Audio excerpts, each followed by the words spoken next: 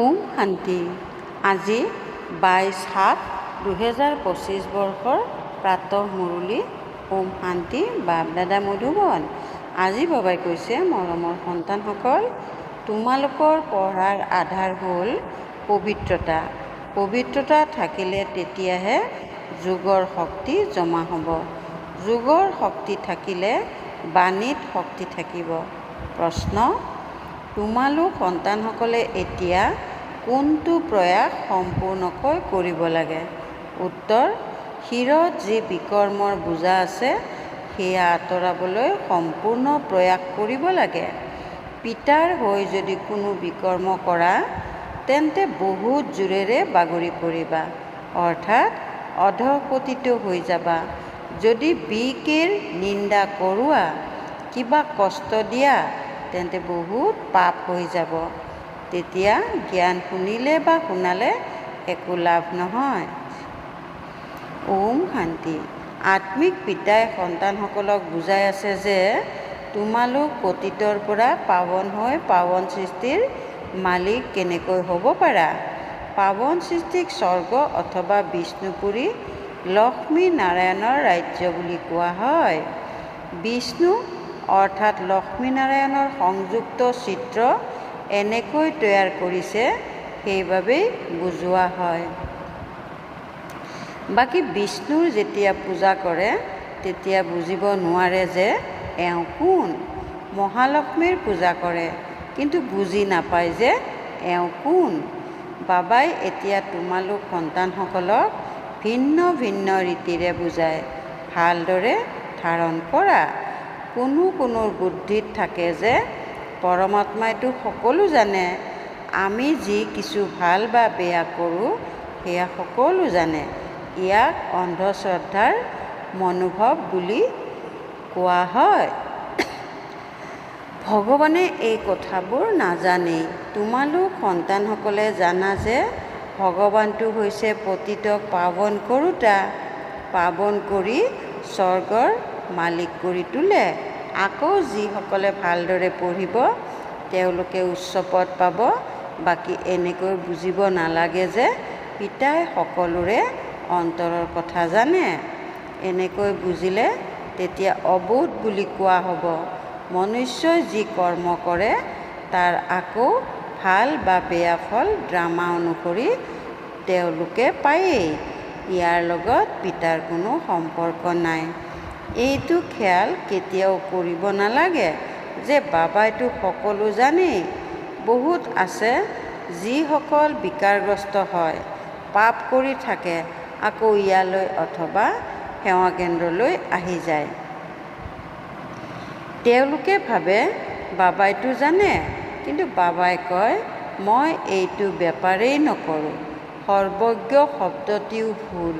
তোমালোকে পিতাক আহ্বান জনোৱা যে আহি পতিতৰ পৰা পাৱন কৰি তোলক, স্বৰ্গৰ মালিক কৰি তোলক।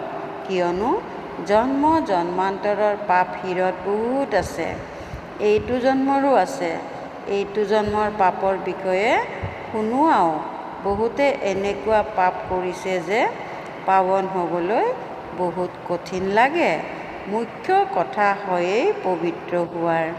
পঢ়াটো বহুত সহজ, কিন্তু বিকৰ্মৰ বোজা কেনেকৈ আঁতৰিব তাৰ বাবে প্ৰয়াস কৰা উচিত। এনেকুৱা বহুত আছে সীমাহীন পাপ কৰে, বহুত অহিত কৰে, বিকেৰ আশ্ৰমক সংকটত পেলাবলৈ চেষ্টা কৰে। এওঁলোকৰ বহুত পাপ হয়।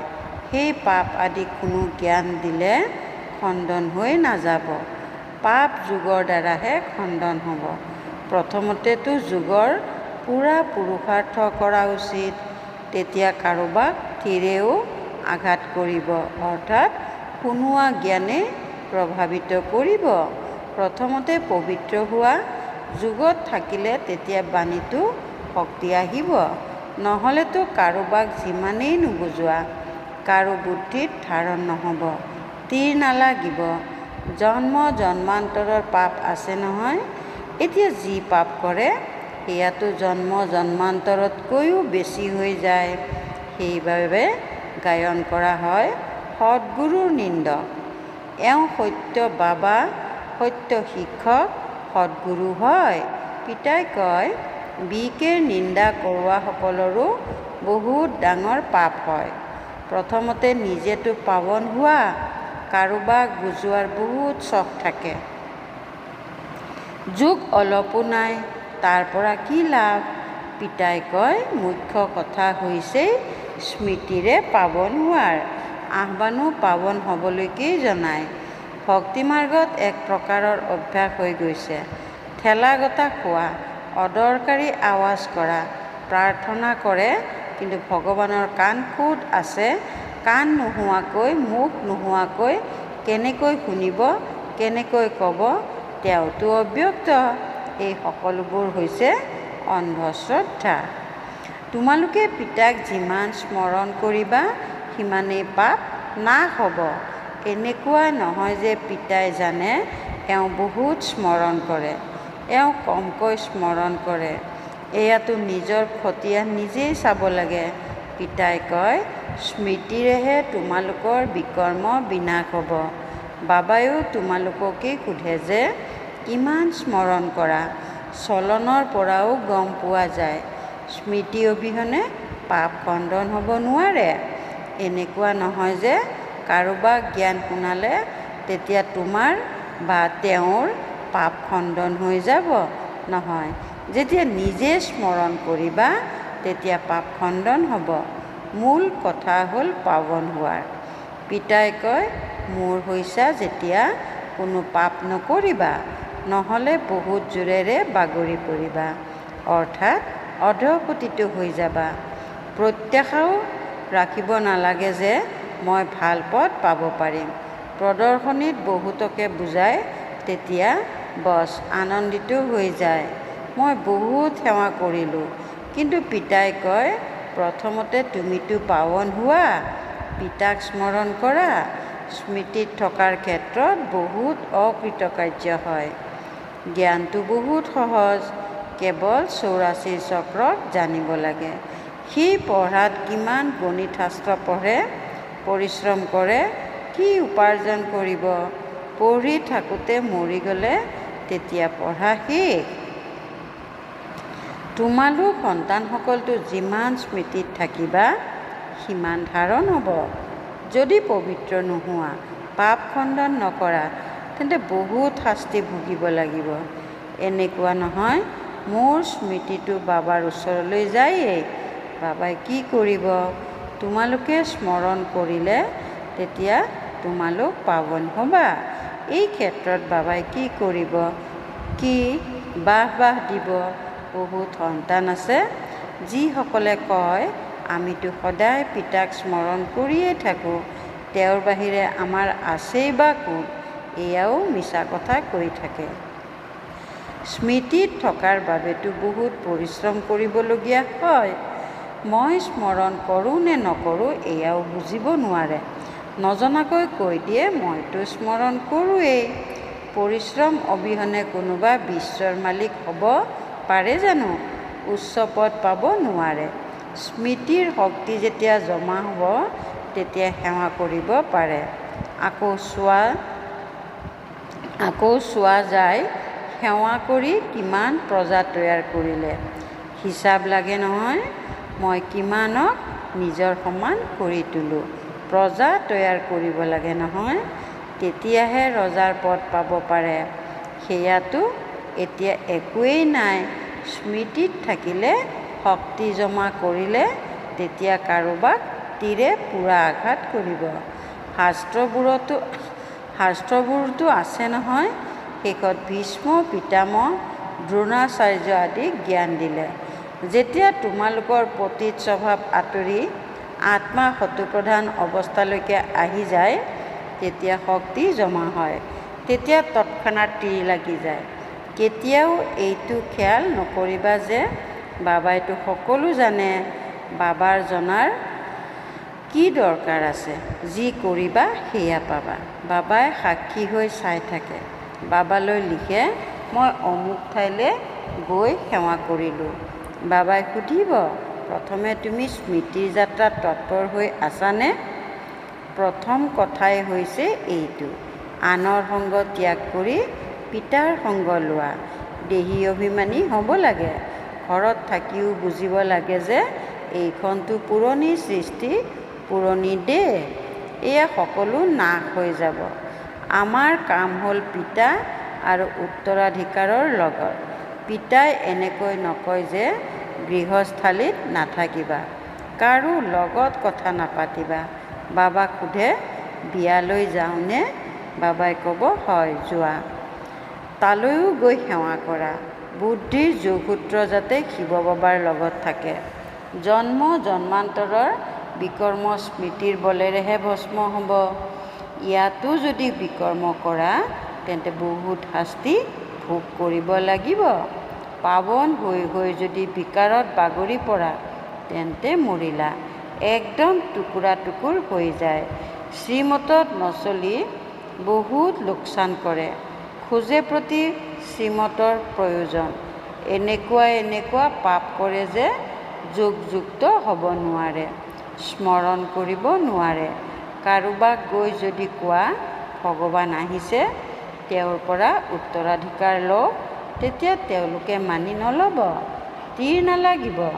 বাবাই কৈছে, ভক্তসকলক জ্ঞান শুনোৱা, ব্যৰ্থ কাকো নুশুনাবা, নহ'লেতো আৰুহে নিন্দা কৰাবা। কোনো সন্তানে বাবাক সোধে, বাবা আমাৰ দান কৰাৰ অভ্যাস আছে, এতিয়াতো জ্ঞানত আহি গ'লোঁ, এতিয়া কি কৰোঁ? বাবাই ৰায় দিয়ে, সন্তানসকল গৰীবক দান দিওঁতাতো বহুত আছে। গৰীব কোনো ভোকত নমৰে। ফকীৰসকলৰ ওচৰত বহুত পইচা থাকে। সেইবাবে এই সকলোবোৰ কথাৰ পৰা তোমালোকে বুদ্ধি আঁতৰাই দিয়া উচিত। দান আদি কৰোঁতেও বহুত সাৱধান হ'ব লাগে। বহুতে এনেকুৱা কাম কৰে, কথাই নুসুধিবা। আকৌ নিজে এইটো বুজি নাপায় যে আমাৰ শিৰত বোজা বহুত গধুৰ হৈ গৈ থাকে। জ্ঞান মাৰ্গ কোনো হাঁহি ধেমালিৰ মাৰ্গ নহয়। পিতাৰ লগততো আকৌ ধৰ্মৰজাও আছে। ধৰ্মৰজাৰ কাঢ়া শাস্তি খাবলগীয়া হয়। এনেকৈ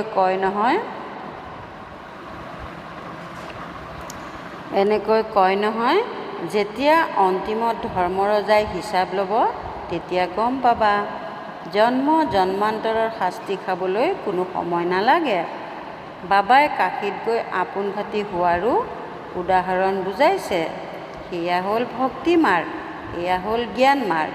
মনুষ্যকো বলি দিয়ে, এয়াও ড্ৰামাত নিৰ্ধাৰিত হৈ আছে। এই সকলোবোৰ কথা বুজিব লাগে। এনেকুৱা নহয় যে এই ড্ৰামাখন ৰচিলেই বা কিয়, চক্ৰত আনিলেই বা কিয়, চক্ৰততো আহিয়েই থাকিবা। এইখনতো অনাদি ড্ৰামা হয় নহয়। চক্ৰত নাহিলে তেতিয়া আকৌ সৃষ্টিখনেই নাথাকিব। মুখ্যটো লাভ নকৰে, মুখ্যজনৰো মোক্ষ হ'ব নোৱাৰে। ৫,০০০ বছৰ পাছত পুনৰ এনেকৈয়ে চক্ৰ পৰিক্ৰমা লগাবা। এয়াতো ড্ৰামা হয় নহয়। কেৱল কাৰোবাক বুজালে, জ্ঞান শুনালে পদ পাই নোযোৱা। প্ৰথমতেতো পতিতৰ পৰা পাৱন হ'ব লাগে। এনেকুৱা নহয় বাবাইতো সকলো জানে। বাবাই জানিওনো কি কৰিব? প্ৰথমতেতো তোমালোক আত্মাই জানা শ্ৰীমতত আমি কি কৰোঁ, কিমানলৈ বাবাক স্মৰণ কৰোঁ। বাকী বাবাই বহি এয়া জানিব। ইয়াৰ পৰা কি লাভ? তোমালোকে যি কিছু কৰা সেয়া তোমালোকে পাবা। বাবাই তোমালোকৰ কৰ্মকাণ্ড আৰু সেৱাৰ পৰা জানে। এই সন্তানটিয়ে ভাল সেৱা কৰে, অমুকে বাবাৰ হৈ বহুত বিকৰ্ম কৰিছে, তেতিয়া তেওঁ শুনোৱা মুৰলী শক্তিশালী হ'ব, অৰ্থাৎ আনক প্ৰভাৱিত কৰিব নোৱাৰে। অমুকে বাবাৰ হৈ বহুত বিকৰ্ম কৰিছে, তেতিয়া তেওঁ শুনোৱা মুৰলী শক্তিশালী হ'ব নোৱাৰে। এয়া হৈছে জ্ঞানৰ তৰোৱাল। তাত স্মৃতিৰূপী শক্তিৰ প্ৰয়োজন। যোগবলৰ দ্বাৰা তোমালোকে বিশ্বক জয় কৰা, বাকী জ্ঞানৰ দ্বাৰা নতুন সৃষ্টিত উচ্চ পদ পাবা। প্ৰথমতেতো পবিত্ৰ হ'ব লাগে। পবিত্ৰ নোহোৱাকৈ উচ্চ পদ পাব নোৱাৰা। ইয়ালৈ নৰৰ পৰা নাৰায়ণ হ'বৰ কাৰণে আহে। পতিত জানো নৰৰ পৰা নাৰায়ণ হ'ব? পাৱন হোৱাৰ বাবে পূৰা যুক্তি লাগে। অন্যান্য সন্তানসকল যিসকলে সেৱা কেন্দ্ৰৰ তত্বাৱধান লয় তেওঁলোকেও বহুত পৰিশ্ৰম কৰিব লাগে। ইমান পৰিশ্ৰম নকৰে, সেইবাবে সেই শক্তি জমা নহয়। তীৰ নালাগে। স্মৃতিৰ যাত্ৰা ক'ত? কেৱল প্ৰদৰ্শনীত বহুতকে বুজায়। প্ৰথমতে স্মৃতিৰ দ্বাৰা পবিত্ৰ হ'ব লাগে, তাৰ পাছত জ্ঞান। পাৱন হ'লে তেতিয়া জ্ঞান ধাৰণ হ'ব, পতিতৰ ধাৰণ নহ'ব। মুখ্য বিষয় হ'ল স্মৃতিত থাকোঁতা। সেই পঢ়াটো বিষয় থাকে নহয়। তোমালোকৰ ওচৰতো যদিও BK হয়, কিন্তু ব্ৰহ্মা কুমাৰ কুমাৰী ভাই ভনী হোৱাটো মাহীৰ ঘৰলৈ যোৱাৰ দৰে, অৰ্থাৎ ইমান উজু নহয়। কেৱল কোৱাতেই সীমিত হ'ব নালাগে। দেৱতা হ'বলৈ প্ৰথমতে পবিত্ৰ নিশ্চয় হ'ব লাগে। তাৰ পাছত হৈছে পঢ়া। কেৱল পঢ়িলে পবিত্ৰ নহ'লে তেতিয়া উচ্চ পদ পাব নোৱাৰিবা। আত্মা পবিত্ৰ হ'ব লাগে। পবিত্ৰ হ'লে তেতিয়াহে পবিত্ৰ সৃষ্টিৰ উচ্চ পদ পাব পাৰিবা। পবিত্ৰতাৰ ওপৰতে বাবাই জোৰ দিয়ে। পবিত্ৰতা অবিহনে কাকো জ্ঞান শুনাব নোৱাৰে। বাকী বাবাই একো চাই নাথাকে, নিজে বহি আছে নহয়, সকলো কথা বুজায়। ভক্তি মাৰ্গত ভাৱনাৰ ভাড়া পোৱা যায়, সেয়াও ড্ৰামাত নিৰ্ধাৰিত হৈ আছে। শৰীৰ অবিহনে পিতাই কেনেকৈ কথা পাতিব, কেনেকৈ শুনিব? আত্মাৰ শৰীৰ আছে, সেইবাবে শুনে, কথা কয়। বাবাই কয়, মোৰ কৰ্মেন্দ্ৰিয়ই নাই, তেন্তে শুনিম, জানিম কেনেকৈ? এনেকৈ ভাবে যে বাবাইতো জানে মই বিকাৰগ্ৰস্ত হওঁ। যদি নাজানে তেন্তে ভগৱান বুলিয়ে নামানে। এনেকুৱাও বহুত থাকে। পিতাই কয়, মই আহিছোঁ তোমালোকক পাৱন কৰি তোলাৰ মাৰ্গৰ বিষয়ে শুনাবলৈ। সাক্ষী হৈ চাওঁ। সন্তানসকলৰ চলনৰ পৰা গম পোৱা যায় এওঁ কুসন্তান নে সুসন্তান। সেৱাৰো প্ৰমাণ লাগে নহয়। এয়াও জানে, যি কৰে সেয়া পায়। শ্ৰীমতত চলিলে তেতিয়া শ্ৰেষ্ঠ হ'ব, নচলিলে তেতিয়া নিজে কদৰ্য হৈ অধপতিত হ'ব। কিবা কথা থাকিলে তেতিয়া স্পষ্টকৈ সোধা, অন্ধশ্ৰদ্ধাৰ কথাই নাই। বাবাই কেৱল কয়, স্মৃতিৰ শক্তি নাথাকিলে তেতিয়া পাৱন কেনেকৈ হ'বা? এইটো জন্মতো এনেকুৱা এনেকুৱা পাপ কৰে, তাৰ কথাই নুসুধিবা। এইখন হয়েই পাপ আত্মাসকলৰ সৃষ্টি, সত্যযুগ হ'ল পুণ্য আত্মাসকলৰ সৃষ্টি। এয়া হ'ল সংগম। কিছুমানটো ভোদা বুদ্ধিৰ, গতিকে ধাৰণ কৰিব নোৱাৰে, বাবাক স্মৰণ কৰিব নোৱাৰে। পাছলৈ অতি পলম হৈ যাব। খেৰৰ জুমুঠি সদৃশ পৃথিৱীখনত জুই লাগি যাব, তেতিয়া যুগযুক্ত হৈও থাকিব নোৱাৰিব। সেই সময়ততো হাহাকাৰৰ সৃষ্টি হৈ যায়। বহুত দুখৰ পাহাৰ খহিবলগীয়া আছে। এইটোৱেই চিন্তা থকা উচিত যে আমি নিজৰ ৰাজ্যভাগ্যটো পিতাৰ পৰা লৈ লওঁ। দেহ অভিমান ত্যাগ কৰি সেৱাত লাগি যোৱা উচিত। কল্যাণকাৰী হ'ব লাগে। ধন ব্যৰ্থত খৰচ কৰিব নালাগে। যিসকল লায়ক নহয় তেনেকুৱা পতিতসকলক কেতিয়াও দান দিব নালাগে, নহ'লে দান দিওঁতাজনৰ ওপৰতো বোজা আহি যায়। এনেকুৱা নহয় যে নাগাৰা বজাব লাগে যে ভগৱান আহিছে। এনেকৈ ভগৱান বুলি কওঁতা ভাৰতত বহুত আছে, কোনেও নামানিব। এইটো তোমালোকে জানা, তোমালোকে জ্ঞানৰ কিৰণ পাইছা, ভাল বাৰু। অতি মৰমৰ কল্পৰ পাছত পুনৰাই মিলিত হোৱা সন্তানসকলৰ প্ৰতি মাতা পিতা বাপ দাদাৰ স্নেহপূৰ্ণ স্মৰণ আৰু সুপ্ৰভাত। আত্মিক পিতাৰ আত্মিক সন্তানসকলৰ প্ৰতি নমস্কাৰ। আত্মিক সন্তানসকলৰ মাতা পিতা বাপ দাদাৰ প্ৰতি নমস্কাৰ। ধাৰণাৰ বাবে মুখ্য সাৰ ধাৰণাৰ বাবে মুখ্য সাৰ 1 নম্বৰ, পঢ়াৰ লগতে পবিত্ৰ নিশ্চয় হ'ব লাগে। এনেকুৱা লায়ক আৰু সুসন্তান হৈ সেৱাৰ প্ৰমাণ দিব লাগে। শ্ৰীমতত নিজক শ্ৰেষ্ঠ কৰি তুলিব লাগে। 2 নম্বৰ, স্থূল ধনো ব্যৰ্থত খৰচ কৰিব নালাগে। পতিতক দান কৰিব নালাগে। জ্ঞান ধনো পাত্ৰ চাই দিব লাগে। বৰদান, পুৰণা সংস্কাৰ অগ্নিত দাহ কৰোঁতা, সঁচা অৰ্থত জীৱন্তে মৃত হোৱা। পুৰণা সংস্কাৰ অগ্নিত দাহ কৰোঁতা, সঁচা অৰ্থত জীৱন্তে মৃত হোৱা। যেনেকৈ মৃত্যুৰ পাছত শৰীৰ দাহ কৰে তেতিয়া নাম ৰূপ সমাপ্ত হৈ যায়, তেনেকৈ তোমালোক সন্তানসকল যেতিয়া জীৱন্তে মৰি যোৱা তেতিয়া যদিও শৰীৰ সেইটোৱেই, কিন্তু পুৰণা সংস্কাৰ, স্মৃতি আৰু স্বভাৱ দাহ কৰি দিয়া। দাহ কৰা মনুষ্য পুনৰ সন্মুখত আহিলে তেতিয়া তেওঁক ভূত বুলি কোৱা হয়। তেনেকৈ ইয়াতো যদি দাহ কৰা সংস্কাৰ জাগ্ৰত হৈ যায় তেন্তে এয়াও মায়াৰ ভূত। এই ভূতবোৰ দূৰ কৰা, ইয়াৰ বৰ্ণনাও নকৰিবা। শ্লোগান, কৰ্মভোগৰ বৰ্ণনা কৰাৰ পৰিৱৰ্তে কৰ্মযোগৰ স্থিতিৰ বৰ্ণনা কৰা। কৰ্মভোগৰ বৰ্ণনা কৰাৰ পৰিৱৰ্তে কৰ্মযোগৰ স্থিতিৰ বৰ্ণনা কৰা। ওম শান্তি। অব্যক্ত সংকেত, সংকল্প শক্তি জমা কৰি শ্ৰেষ্ঠ সেৱাৰ নিমিত্ত হোৱা। যেনেকৈ ৰজাই নিজে কোনো কাৰ্য নকৰে, কৰায়। ৰাজ্য কাৰ্যকৰ্তা বেলেগ থাকে। যদি ৰাজ্য কাৰ্যকৰ্তা ঠিক নহয় তেতিয়া ৰাজ্য অস্থিৰ হৈ যায়। তেনেকৈ আত্মাও কৰণহাৰ হৈছে এই বিশেষ ত্ৰিমূৰ্তি শক্তি, মন, বুদ্ধি আৰু সংস্কাৰ। প্ৰথমে ইয়াৰ ওপৰত শাসন কৰাৰ শক্তি থাকিলে তেতিয়া এই সাকাৰ কৰ্মেন্দ্ৰিয় স্বত সঠিক ৰাস্তাত চলিব। ওম শান্তি।